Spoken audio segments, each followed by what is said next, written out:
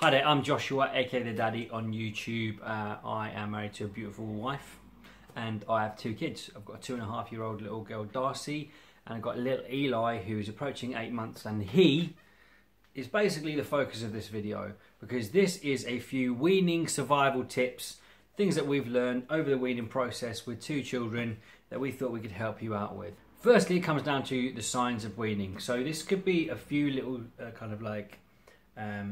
hints and clues that your little baby gives you. So for example, their head control is much better. They don't just feel like a bobblehead anymore. They're able to carry the weight of their own head. To be honest, I've got a massive head and it's taken me 33 years to master that. Fortunately for Eli, he's managed to get a hold of that a little bit quicker. So he's, like I say, approaching 8 months.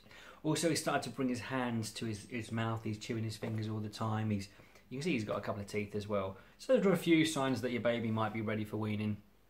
Check out the link below if you want further details on that. I'll put a little link to the BabyCentre article about that. Next up, we're going to talk about all the things that you need, and you do need a fair bit. Preparation is everything when it comes to weaning. It prevents you from getting food everywhere.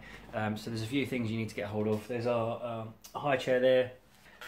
Then we've got there's a book here. There's loads of these available of kind of recipe ideas, where to start, breaks down sort of the stages of food. And kind of when to try them. So for example, at the moment Eli's just kind of started, so he's on kind of like porridgey sort of things.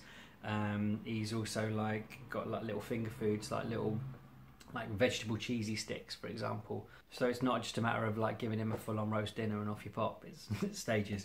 And to get him to those stages, you also need a few other things just to make life a little bit easier. You can get a little baby mixer like this, or a hand mixer. That's because bigger mixers tend to make huge amounts of food which you don't need. So I'd recommend a hand mixer or a small mixer like the one we've got there.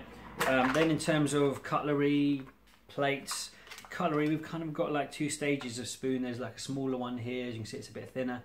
There's a bigger, fatter one there as well. When he's a little bit more developed, he's got a bit of a bigger mouth. I can't move for these.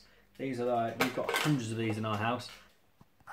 You see that? Little food storage containers. I've probably got 152,000 of those, so actually if you need them, don't bother buying them, just come to me and I'll sort you out. Then you need some sort of bibs as well. There's a couple of options. There's the smaller ones that go around the necks like that. We've actually found that the ones with the sleeves kind of a little bit better at picking up some of the mess.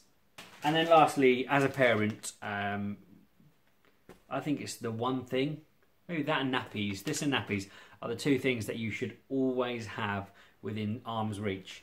The wipes. We've got water wipes here. These are 99.9% water, and then the other 0.01% is grapefruit seed extract. And to be honest, we actually really like that because our kids have got quite sensitive skin. And so we are kind of quite aware of what chemicals, what fragrances the kids come into kind of contact with on day to day. And these water wipes, we found these work perfectly. So there you go, there's our tips for weaning. I hope you found some of them useful. Obviously, just like every other parent, we're still learning. So if you have any of the tips, please do whack them in the comments below, your advice and kind of how you got along with weaning. And hopefully we'll talk to you again soon. Thanks.